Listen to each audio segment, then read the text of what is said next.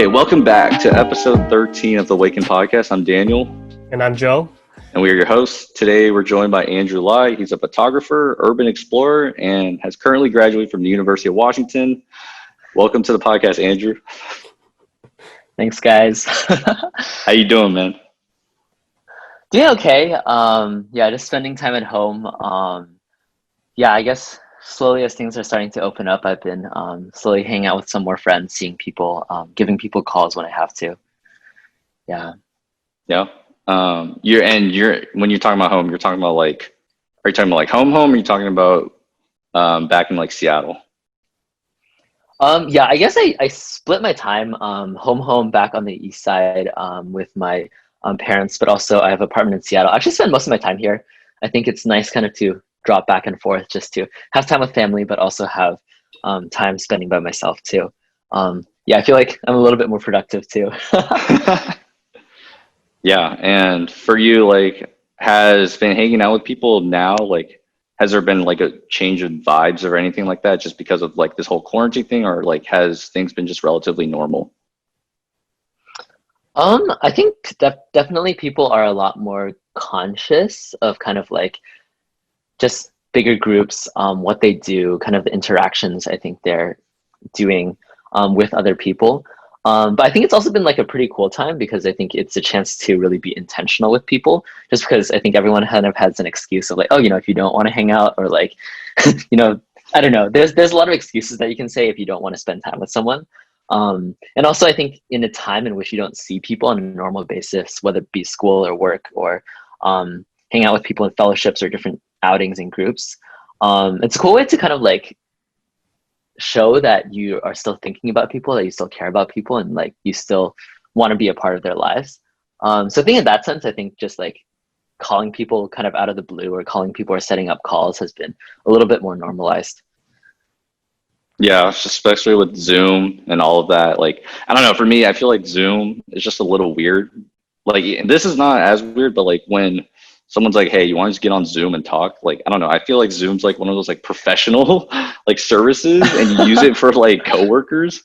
You don't really use it just for like friends. So for me, like, I feel like if someone asked me like, oh, you want to FaceTime or something, like that's a little more like casual side. I don't know. I feel like Zoom's a little more formal.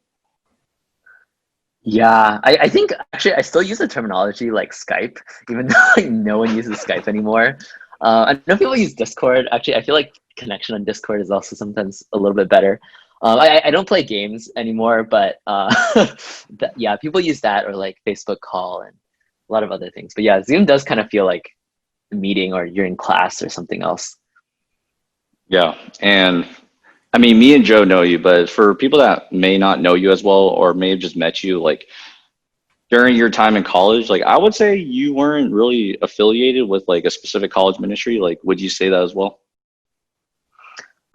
Yeah, I would say for the most part, I think my time in college has been kind of all over.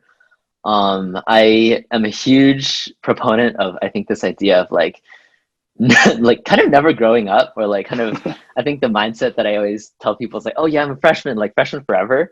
I don't know, I think it just like keeps things like a lot more alive, and like definitely pushes you out of your comfort zone.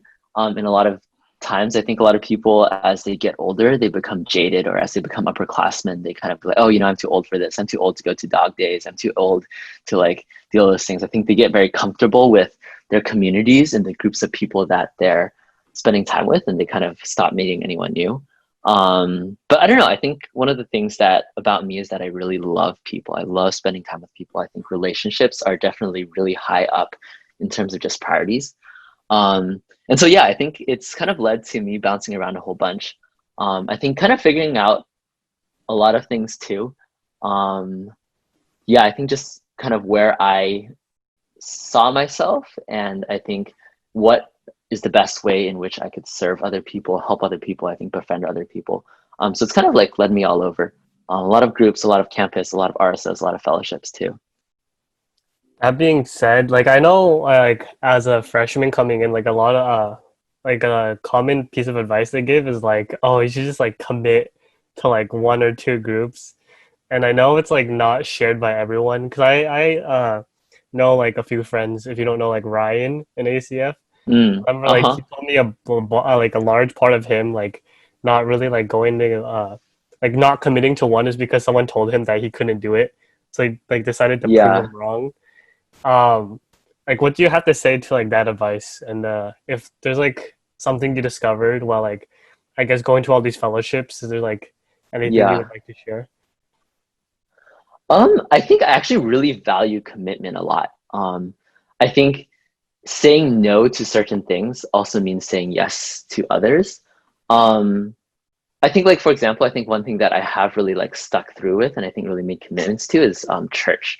And I think that was something that I like ever since I started going, kind of like going to Faith Bible Church, the church I started going to in kind of like the end of freshman year. That was kind of one of the churches and one of the ministries, fellowships, or communities that I really stuck through with, and like through all these years, and even like still like post grad and like in this kind of weird time that I've been going out to. I think actually commitment is pretty important. Actually, I feel like this generation and like me included, I think commitment is something that's really hard. Part of it I think I've heard is like, oh, commitment. It's almost like people are afraid that if I commit to something, something else might be coming that will be better than what I'm committing to right now. And that's kind of a scary feeling. I think we always, in a society and a group, that we have so many choices, that all these choices, it sometimes paralyzes us instead of liberates us. That it's hard for us to really like choose to do something and really like stick through with that. But I think it's been pretty cool. I think where my commitments lie, I think it's less in terms of fellowship, where I think the bigger picture, there's like, I think a lot of other like asterisks and like the reasons why that happened. But I think my commitment to people, I think, is something that I value a lot. So I think even though that I wasn't necessarily committed a lot of time to go into one specific fellowship all 4 years of college, I think there would be people in which that I would make time and intentionally really get to know throughout these 4 years, that I think is kind of, I would consider still my community. Still like brothers and sisters that I can share faith with, that I can be able to like go deep and also really get to know and I think grow in our relationships, instead of just to catch up with each other. Yeah, and I think when we define commitment, like a lot of it, people would interpret that as like, kind of staying in one place and just like growing within that environment. But like, I like how you said that it's about, being committed to people, not necessarily like a setting, but it's more like about the person themselves. And I think for me, sometimes when I commit and I'm like in one setting a lot, there's a sense of like boredom, because like I feel like you're like in one setting a lot, and there's a lot of a desire to like want to either check something out or find like different people, just so there's like more variety. And so I guess like for you who decides to kind of bounce around sometimes, like is it because of boredom, or is it because like there's something that maybe you would learn from just like being in different groups? Um, I don't know about, maybe boredom. I think I definitely hear you when you say like, oh, like you want to see, like FOMO is like so real. You always see events or people or friends and you want to hang out with them. You want to spend time with them. And so like part of that, I'm the type of guy that if there's an event like 6 to like 7:30 and another event from 7 to like 9, I'm going to be the one that's going to try to go to both. And homework is the thing that's kind of like pushed off to the side, or like other things that are not important. That's usually what takes the brunt of it. um I don't know. I think part of, I think, a big drive too.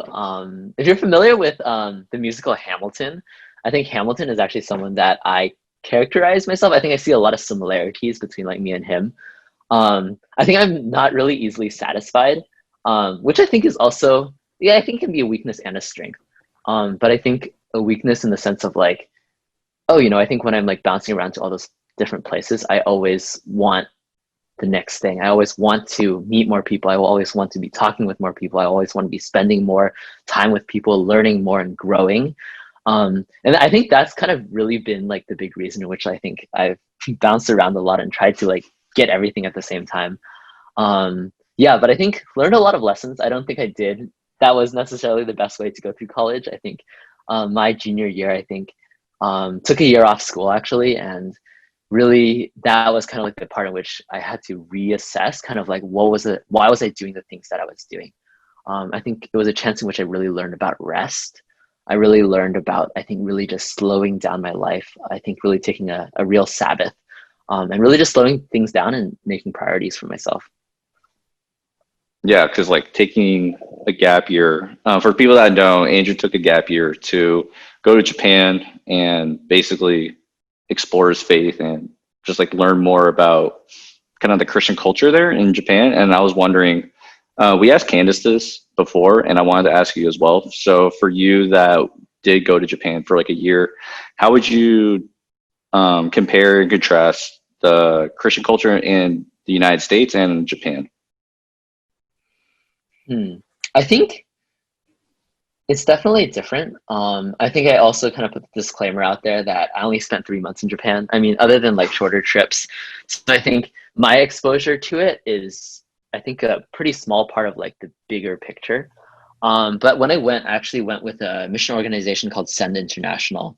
And kind of the whole model of it was I was being discipled by an older missionary couple, Ron and Carolyn Hardy. And they would kind of pour into my life and I would learn from them, life on life. And so we do everything with them, see their ministry, um, cook with them, eat with them, live in the same house, of course, and really just learn, I think, from the Bible, but also just like life skills. And so, of course, we go to the same church and we would get to know the same people and get to know different people in different ministries. And so I think that's kind of like the perspective that I had. And in that time, I think the church that we went to, honestly, it was pretty traditional. It was very kind of like they were only singing hymns. It was a majority of, I think, older, like 50 years and older, a lot less youth that was there. So I think compared to like, I think a lot more Western churches, I think there's definitely kind of feels like, oh, this kind of feels a little bit more traditional. There's a lot more rhythm to it.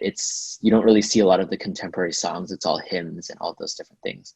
But at the same time, I think there's two sides too. I think I also had a chance to help out in a youth group that was located in downtown Tokyo in Shibuya. And that was really cool. I think that was one of the things that I realized I was really excited for, just youth ministry. Just seeing high schoolers and coming together from all over like the city of Tokyo, from lots of different schools, from lots of different backgrounds and places, that they'd all come together and worship God. And I do believe there's a lot going on in Japan right now that is still under 1% Christian. It's interesting because there's been so many like Christianity has been in Japan for so long, but yeah, I think it hasn't really exploded like places like Korea or even like China recently, Hong Kong. It's still pretty unchurched and unreached at this point. Yeah, I thought it was like pretty interesting when I was in high school and I was hearing that like you were doing like a mission trip to Japan, because like at first instinct you don't think Japan's like a place where most people would like do like a really long mission trip, because it's like a first world country, right? It's so developed. Mm-hmm. But then you start doing some research and it's like, oh, they're like there's basically like no Christians there. It's like mostly Shintoism and stuff like that. Um, but yeah, I think it's pretty inspiring how like you went there and was able to experience just like being in Japan and like learning from people too. Mm-hmm.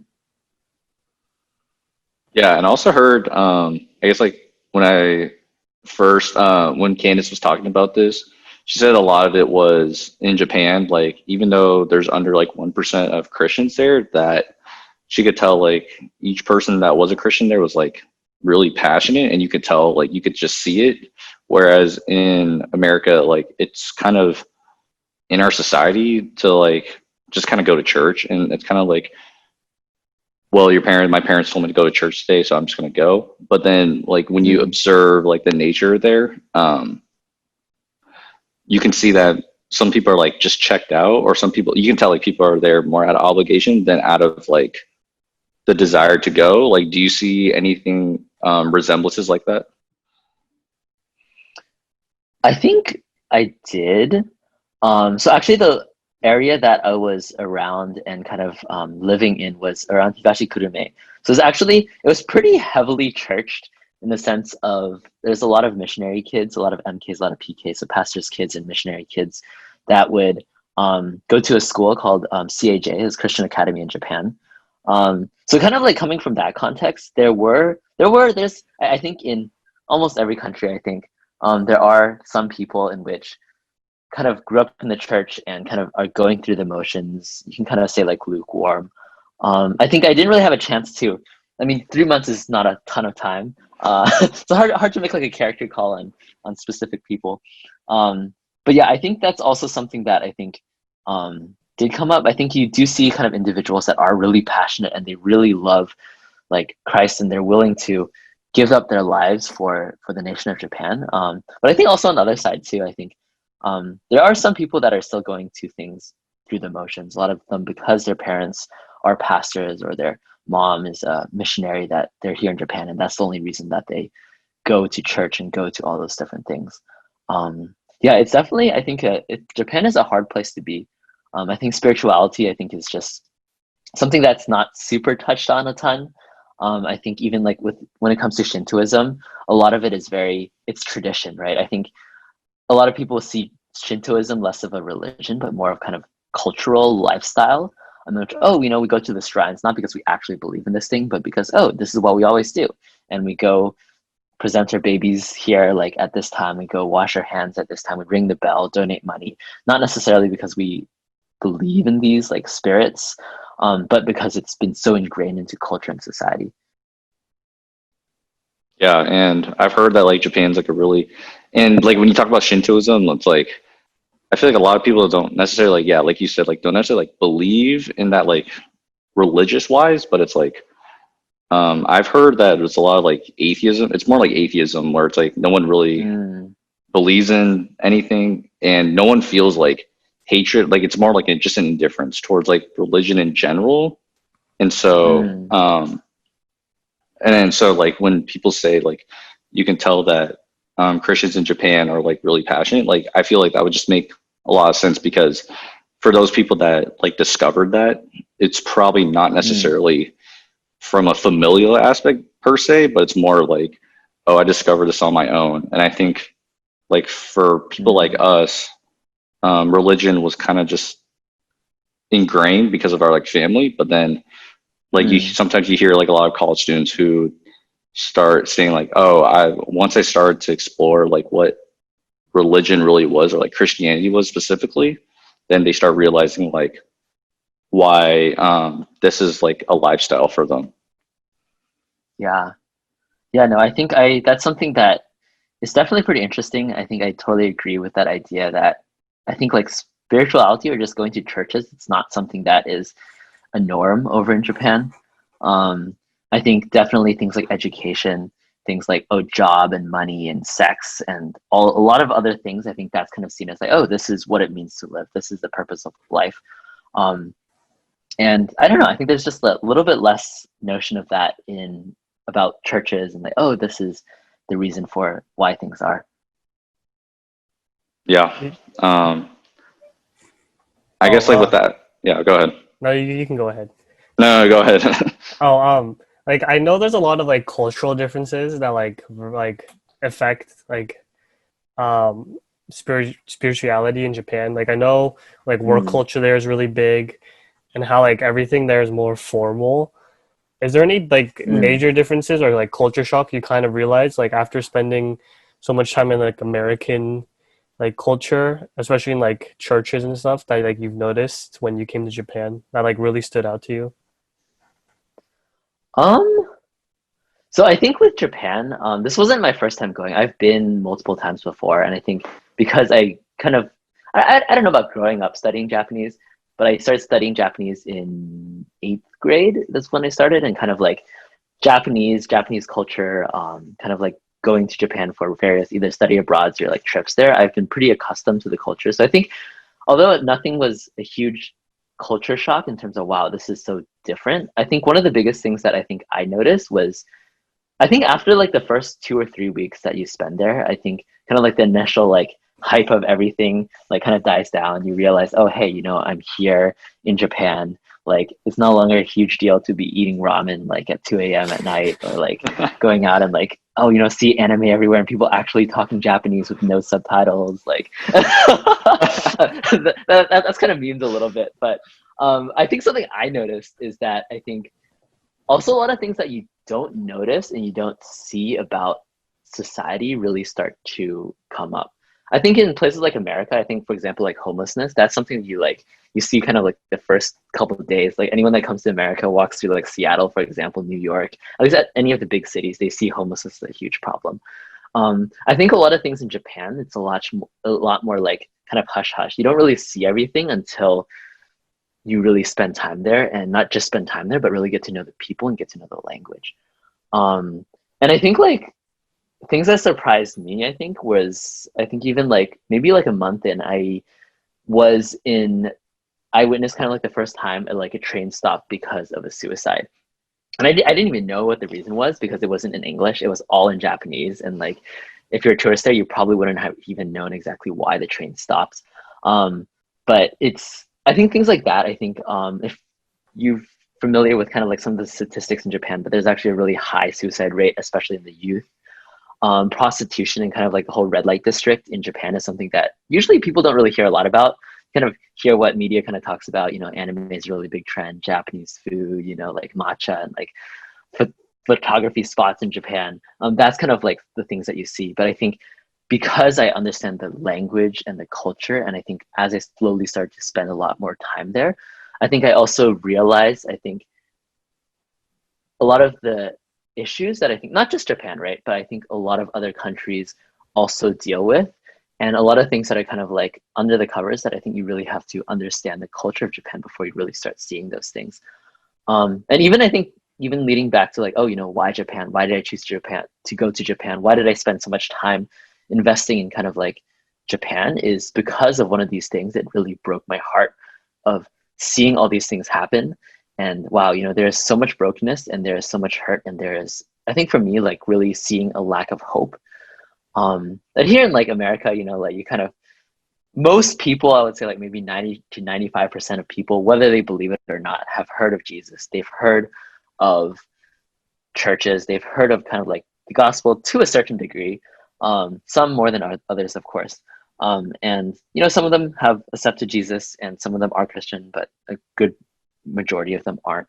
But I think in Japan, it's kind of like that opposite of most people actually haven't heard of Jesus, or if they've heard of Jesus, it's a very kind of like, oh, this idea of like kind of, oh, he's a Western guy, this is a Western religion, this is like Jesus is like kind of like a American thing, that it's not really a Japanese thing, there's no context, it's just a story.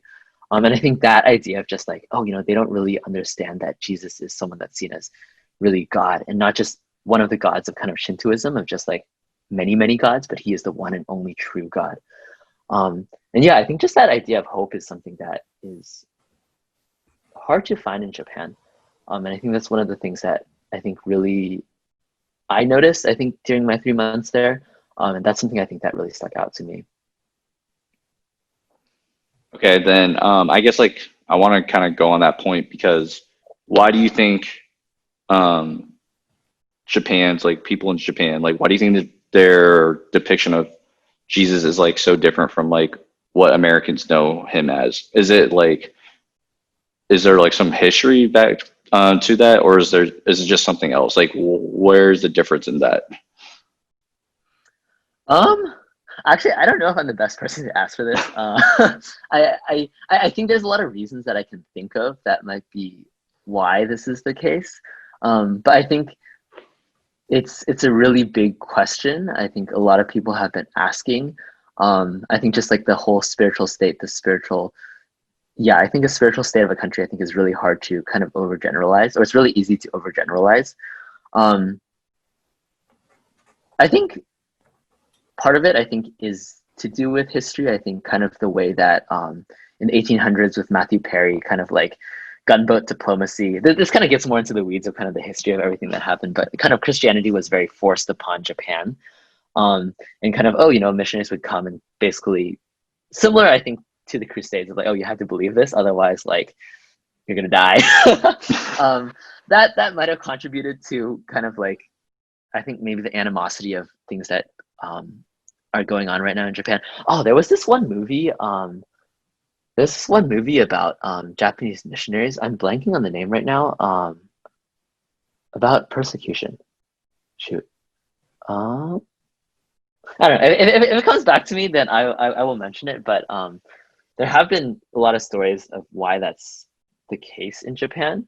But also, I think it's also just a challenge of first world nations and how they deal with religion and Christianity. And I think you kind of see this trend of even with America, right? I think as we become more economically stable, as we kind of become on kind of like the top, we don't really need anything anymore. We kind of also, I think there's that idea of like, oh, why do we need God? Why do we need salvation? Why do we need a savior? Why do we need someone? And I think we don't realize those things when we can provide for our kind of like earthly comforts for ourselves. We can feed ourselves, we can have kids, we can be happy, we can enjoy ourselves, we can kind of divulge in kind of like our own pleasures and the only own things that we want to do. I think that's also kind of led to the kind of this lack of spirituality of like, oh, why is there a need for God? When in a sense, like, oh, we can kind of be our own gods. Yeah, just because like you said, like in first world countries, like when I think for like humans like us, like we're really captured by like what's happening right in front of us, or just like kind of like the short term thing. But for like for example, just with like money or wealth, that type of like happiness, I guess. Whereas like for us, like Christians, like we're always thinking about like the end goal, which is like living an eternal life in heaven. And I think, yeah, just like you said, like with Japan and the United States, with that lack of spirituality, it's a lot of, well, why do I need to believe in something that when I'm living fine right now, when I'm living like a comfortable life. And I think that's why, like in third world countries like Africa or whatever, sometimes you see a more like heightened spirituality, or like you see more hope in God, because in reality, like that's probably all they like really, really have. Like, and so it's like when you have a hope like that, then obviously I think as a community, like you come together a little bit more. Whereas like I feel like in first world countries, it's all about like helping ourselves and not really like looking out for the community. Yeah, yeah. No, I think I totally agree. I think that's something that you kind of see as a trend as countries kind of get richer and kind of get more comfortable, quote unquote, right? I think it's easier to kind of lose focus of what's really important. Yeah, and I think one big aspect that I see that is like homelessness. Like when we see homeless people, Mm-hmm. like our first instinct is like disregard them, or to be like, oh, they want our money for something like that.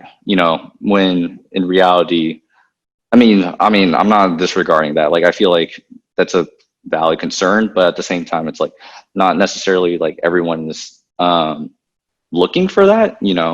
And I think for us, if we just like I don't know, like when you feel like you're ignored, like for us, like when someone like ignores us, like I don't know, like that stings a little bit inside of you, because you're like, dang, that person just like kind of disregarded me. And I think for like a homeless person, they almost have to be like numb to the idea that I'm probably going to be ignored, but I'm just going to do what I can, because that's all I have to do. That's all I can. That's all I can do. Mm-hmm, mm-hmm. And I think like for you, you actually like seek out those opportunities. Like, do you remember when we tried encountering like those homeless people on the Ave? Yeah, I remember that. My Yeah, bad too, because like I think that first experience was kind of rough. yeah, like I don't know. Like for me, I thought it was like pretty intimidating, because like I remember when you went up to the person with like a cart, and they were just kind of like telling you to like get away from them, like, and I was just like, Uh-huh. whoa, like that's kind of crazy. So like for you, like I know you like to seek out those type of people sometimes. I know you've done things where you've kind of like reached out to them. Like can you just like elaborate on that a little bit? Yeah, yeah. Yeah, actually funny you mentioned it. It was like right by Jack in the Box. I remember that. Stab in the Yeah, good box, baby. times, good times.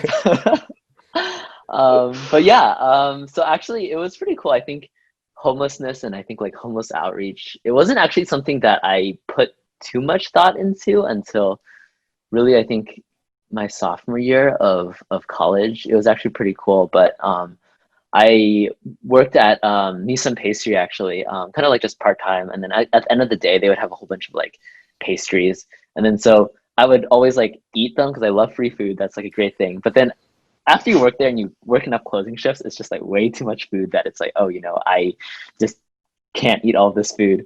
And then so I'd take it and usually give it to my roommates or something like that. But a lot of times, like they wouldn't even want it just because it's like 12 a.m. at night.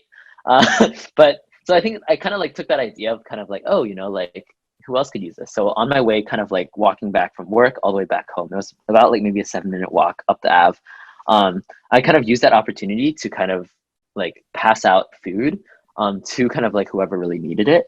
And I think that's kind of like really what started me kind of like getting involved with kind of like, oh, getting to know actually like a good number of people that are on the Ave, and kind of like the homeless youth population and kind of like just the homeless that were in that area.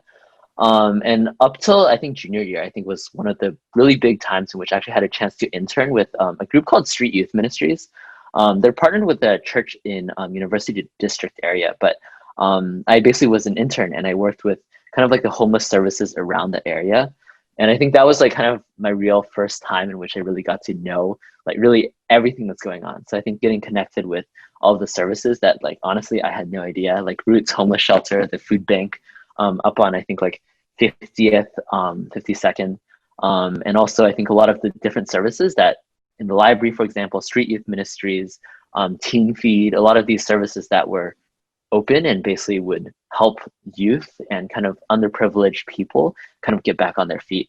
And that was, I think, really cool because I think just being with someone and being with organizations that have been in kind of this area and with these people for a lot longer than I have, it was a really cool chance to, I think, yeah, just learn about what homelessness was and like why homelessness and how it happens. And I think the best ways to dialogue and really what it looks like to not just like temporary help, like help people for a temporary amount of time, but I think really long term and really get people back on their feet. Yeah, I kind of relate to your experience too, because I remember when I first like did like I helped with like homeless stuff with the UGM, the Mm. Union Gospel Mission, and it was like only until then where I noticed that like I feel like for a lot of people, homelessness is like something we don't like to tackle. Like it's very uncomfortable, Hmm. because it's like so out of our world, right? But like these people also need help, and like you being there to serve is like a really good and like faithful thing. But that being said, like, do you have any advice for like students like around our age that like you would give to encourage them to like serve in homeless ministry or just like try it out? Or is there something like you like think should be like a valuable thing to take away from this? Yeah, I think a couple things that I think I found that would be pretty helpful. I think when it comes to, I think just getting your feet wet or kind of going into kind of like this ministry and kind of just really understanding and learning to understand homelessness is I think something I've tried to do is making eye contact. I think it's always kind of awkward, right? I think if you've been around Seattle area, if you live in U District area, you almost kind of get desensitized to the homelessness that you see every single day. Like you walk up the Ave to grab dinner, or you walk up the Ave to like go meet a friend and then walk back home. You probably pass like tons of homeless people and you just kind of ignore them. You kind of, yeah, you kind of just forget that they're there. I think something that I've learned is that I think just this idea of making people feel heard, even though you don't necessarily have like $100 to give them or like money to give them every single time, I think is something that number one, I think just like makes you more aware of just kind of seeing the homelessness, seeing kind of like quote unquote like invisible people. It's like, oh, we always kind of like know that they're there, but we never really see them. Um, and I think another big thing I think is just to get involved. I think I totally understand. Like, I think if you're college age, or I think you're not in a financial place in which, oh, you can afford to give like $5 to every single person, or like buy a meal for every single person on the street. I think the biggest thing I think for me is also just education and just learning what it means to serve and learning. I think being more comfortable with these situations, and I think a lot of it's like, oh, you won't like the best time to start is now, and the best opportunities is to kind of get your feet wet with other people that have kind of been involved with these ministries for I think longer than you have. So yeah, if that's helping out at like UGM, kind of as you mentioned, or even grabbing like a bunch of friends together, or at least a couple of friends, and like doing care packages and handing things out, I think that's something that I think is pretty practical. That I think, yeah, I think is a pretty cool way to get your feet wet. Yeah, and I kind of want to piggyback on like that first time we were like interacting, just because I remember that day, like, I guess like for myself, I don't necessarily like want to avoid like homeless people, but I think part of it is like, how are they going to receive me? And I think my expectations that day were like set a little bit too high, because sometimes like on YouTube, you see a lot of like videos about like homeless people like speaking about like their story, and like, and I think it really opened my eyes to see like how much they use that time to kind of just reflect on like what's happened in their lives. And I think for a lot of people, like, we don't really get the opportunity to hear those, just because either one, we ignore them, or two, like, we don't know necessarily like how they're going to receive us. Like, do you have any tips on like how to really approach a homeless person, or is it just like any other person? I think like it is actually pretty good advice to kind of like, just treat them like, I think I've heard this vein of thought of, just like treat them like any other person. You don't need to like ask them like weird questions, or like assume that they're completely uneducated or like anything like that. I think a lot of homelessness is actually not because of, I think, a common misnomer, because they are super heavy drug users, because like they chose homelessness and that's the reason why. I think a good amount of homelessness is also people that have been escaping like domestic abuse, right? People that have just simply fallen on hard times, like coronavirus, for example, put a lot of people out of jobs. A lot of things times it's not really the reason why that they're homeless. I think a lot of times they seek to be heard. Kind of going back to kind of what we have been talking about before, but I think a lot of homelessness, they kind of feel invisible. A lot of people kind of just ignore them. They never really get a chance to express themselves, to really be heard.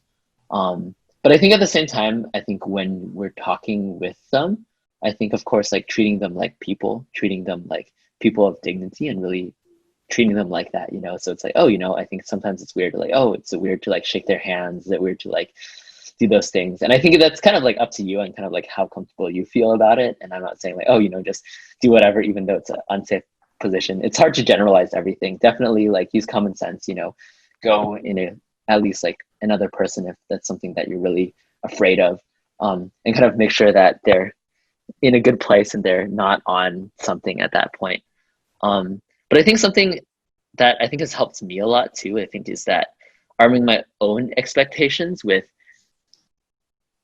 I am not like a savior, or, I think a lot of times because we are like kind of quote unquote like better well off, right, in terms of economically, or maybe even like we feel like spiritually we know Jesus, they don't know Jesus, we're in this place in which we kind of feel there's like kind of this power dynamic. I think it's easy to feel like, I am like helping them, I need to tell them something that they don't know, and I need to like tell them that, and that is what's going to like save them, and that's what's going to help them. I think when I first kind of like started interacting with like kind of like homeless, I think it's really easy to think like that and kind of think like, like they need me, and sometimes I think like even that encounter that we had, it's like, sometimes it doesn't turn out that way. Like sometimes they don't want to talk to you at all. Sometimes they just like don't want your, like they see it as like pity. They don't want your money, they don't want your food, they don't want to talk with you, they just want to be left alone, right? And I think something that I've learned is just an incredible amount of grace, of just like, hey, I'm doing these things and I'm like initiating these conversations, giving money, giving food, not because I necessarily expect anything out of this conversation, but because I want to get to know people, and it's a chance for a relationship to be built up. So I think that's kind of like the expectations that I think I also arm myself with, and also like be thinking about this whole time of just like, hey, like I'm doing this like to help them. It might not necessarily lead to a conversation about Jesus. It might not necessarily lead to a really deep conversation at all, actually. It might be just giving it to them and they're like, okay, thanks. And then like you go on your way, and I think something I had to ask myself is that enough? Am I okay with doing that and like seemingly like in my eyes, like not really making a big difference, right? And I think that for me is just like learning to really trust this story. I think trust that it's not by my power and not by what I do that like this will happen. But it's really through like, I think trusting that, hey, God has this situation in hand, that God has, if it's not me, maybe it's someone else. Maybe it's later down the line in which I'm just kind of helping him get from along his journey, and helping him out in that aspect. Yeah, and I think I like what you said, because I think something important to recognize is that when we approach them, like, we're not necessarily, like, I think it's really narcissistic to just go in the mindset of like, yo, we're like better than them, you know, because I think something powerful that homeless people kind of have over us is that, as weird as it sounds, is the fact that they've had so much time to just like reflect on like what's happened in their lives. Like, when you're on the streets, I feel like the first thing that just happens in their minds, like, how did I get here like so fast, you know? And Mm-hmm. I think what's so important about that is like, sometimes like homeless people, they have something that we can learn from, you know? And I think when we're busy all the time, we want to like just be productive with our time. What's dangerous about that is that sometimes we don't necessarily reflect on, just like slow down, see like what's happening, you know, like, am I in a good Mm-hmm. spot, you know? And I think homeless people, like, they've had such an opportunity to just think about like what's happened. And I think that's why, like, when you see those like YouTube videos online of them saying like such like wise things, sometimes I think that's where like wisdom really comes from for most people, is when you're able to like just reflect on yourself. Mm, mm. Yeah, definitely. Oh, Yeah, go ahead. moving on a little bit. There's something like more, something unique that we think that you do, and it's urban exploring. Um, Ah, yes. you have climbed Safeco Field, right? Or yeah, Word on said, the street. Word on the mm. street. If any cops are listening to this, that definitely did not happen. Can you tell us a little bit, if you're comfortable? Can you tell us a little bit more about that experience? Yeah, no, of course. So urban exploring, I think this is something that I got into my freshman and sophomore year. I think for those who are kind of unfamiliar with it, it's kind of this idea of urban exploration, of kind of going to urban spots in which may be legal or illegal, and kind of just exploring. I mean, it's not with the intensive purpose of any destruction or anything like that, but really just to get to places where you normally can't. Um, to see, I think, like old or abandoned structures, or maybe sometimes new structures, and kind of just like poke around. I got into this like freshman sophomore year. I think I got into climbing. I got into exploring. I think I was huge like mantra of like, oh, live fast, die young, taking big risks. Yeah, it was actually pretty crazy because I ended up going with one friend and then another friend that we met through a mutual friend, and it was online. It was low key kind of sketch because like we heard from another friend that it's like, hey, there's this other guy that I know that's also really into urban exploring. You guys should meet and you should like hang out. And so we've been like messaging him and talking about like, oh, what should we climb? What should we like figure out? And then we like met up, and it was like, I think I still remember like the first time we met him, it was like 2 a.m. at like this random parking lot, like super far off, like again, like super sketchy. Like I was with a friend, and we had our own car driving up, so then we kind of felt okay. But yeah, we met him. It was pretty cool. We actually, even before Safeco Field, we actually ended up breaking into a construction building and climbing up a crane. It was the highest crane in Seattle. And that was probably the craziest night of my life, just because, yeah, lots of cameras and lots of things going on. But we made it. We didn't get caught. Nothing happened. Nothing super crazy happened afterwards. And we decided to then, from that moment, as like 3 or 4 a.m., to book it over to Safeco Field and climb that structure. I made the call just because I feel like after that day, I don't know if I'd ever have the guts to like do it again. But at this point, it's like, oh, too much has happened already. Might as well like seal the deal and like do everything that needed to be done. But yeah, definitely a really crazy time. Yeah, and you actually almost got caught, right? I saw the video. Like, there was a person down there that was like waiting for you guys. Like, how'd you get out of that? Yeah, so the crane was fine. There was no issues with that. But we went into Safeco Field. Basically, the problem was I think we timed it pretty badly. I think we were a little bit too ambitious in terms of timing. We wanted to cram two places into one night. So we got to Safeco Field around like 5 a.m. And so when we got inside and like did all our things, took all our pictures, and like was on the way out, it was already like 6 something. And so this time, like cleaners were coming out and like cleaning the place, and we like freaked out. So basically, once we got into Safeco Field, we didn't just like hang out on the field, but we actually went all the way up into the rafters. So that's basically where they shine all the lights all the way down on the baseball field, and you kind of like see everything that's going on. And so we got up there, and kind of like on our way down, we started hearing people kind of like above us and then below us of just like workers kind of, there's a lot of echo, so we couldn't exactly hear what was going on. And so we like freaked out because it's like we were pretty sure that our way down and the way that we came in, there were people there, or at least there was something there, and it was really open. I mean, this is like a stadium, right? So it's like there's not really a ton of cover. And we knew we'd get probably into huge trouble. So we ended up actually going around. So we like circumnavigated, we went on the outside of the building and kind of like the edge of like it's a free fall on the outside when you hug kind of the stadium, and you kind of like circumvent that ring. You kind of like walk along there to a place to the stairs. From the stairs you climb down, and then you hop off the other way. That was our way of getting out, and thankfully like nothing happened. It was safe. Like our hearts were like pounding like crazy, but like right when we dropped, we got all of our stuff down, and we were like turning around and like telling each other how crazy of an experience and how we'll never do that again. Like a security guard like came out and like asked us like, hey, like what are you guys doing? And then like we froze and we like didn't know what to do, and we're like pretty sure he didn't see us like actually climbing down.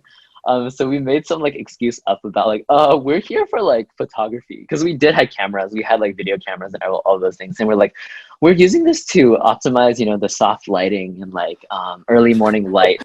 And I'm pretty sure like he was sus, because it's like he did not believe us, but then also like he didn't really have a ton of proof either. I don't know, maybe he was just having like a good day too, so he didn't really press us further. And it's like, oh, I hope you guys weren't like doing anything you weren't supposed to do. And we're like, no, definitely not, officer. Like we were just taking photos and like having fun, you know, like doing what kids do. Like how could we even get in? You know, it's locked. It's clearly like the gate is closed. Like there's no way we could get in, which was also true. But he let us off, and we just like kind of like sped walked, and we just didn't say anything until we got to the car. And then we like started talking about everything that happened. But yeah, close call, definitely. Dang, like I guess like I want to ask because like for someone like me, I don't think I would be like I would have the courage to really just like go up that high, because I actually saw a picture of you, like you, or like it was like a video of you just like walking on like the roof of something without any sort of like railing or anything like that. And I was like, dude, like this dude could die like any second right now. Like if you just like lost balance or anything. Like for you, do you just like, is that just like an adrenaline surge that you just love having? Or is like where, like, how do you have the courage to like just do all of that? I think part of it is heights have never really scared me. It's kind of ironic because roller coasters are pretty scary for me. I don't like that feeling when you fall. I think it's called vertigo, but that like I hate that. But heights I'm okay with. I'm a climber too, so I do a lot of rock climbing. Like heights is something I'm pretty familiar with. I think part of it is just like I know I won't fall. And I know that sounds like super cheesy and like, oh, how do you know? And I'm like, yeah, you know, you're right. You never really know. But I think the way I see it is like, oh, you know, I'll never fall out of a chair. I mean, maybe I will, but it's like, oh, if I'm sitting on a couch and I'm aware of what's going on, I know I'm not just going to randomly fall off this chair or this couch. And I definitely don't do like risky stuff. Like I know on the internet, there's like people literally just hold on to things with one hand or like two hands. I never do stuff like that. So I'm always like, I think I'm pretty safe when I do things. I think things like with like cranings and like buildings, I mean, there are people that work and are on those buildings as part of their occupation. And it's relatively safe. I think a lot of it is like mental game of just like you think you're gonna fall off, so then you really trick yourself into doing it. I don't know, but honestly, I should be more careful. I mean, this is why I'm also like I've retired from this life. This is me back in freshman sophomore year. I haven't done anything close to as crazy, like yeah, nothing like that. The only thing that really does come close is like turning in my assignments at 11:59 p.m. But that about is my riskiest thing that I do now. Is there anything else you would consider climbing, or are you just like done forever? I mean, I definitely still climb rocks. I still do bouldering. I still do like top rope sport climbing. But those are kind of like with safety. You know, it's not illegal. Or anything like that. So I definitely like climbing is still, I think, a pretty big part of my life. I think I always like to climb things. But yeah, I think unless there's like a really beautiful rooftop, I think rooftops I think are a lot more okay. Just because I think rooftops you sometimes just get just way better views of cities such as like New York. I think that's still my goal, to find a secret New York rooftop that's quiet, that you escape all the noise, but also you just kind of get beautiful panoramas. I think the beauty of it, I think as a photographer as well, is something that's really attractive to me.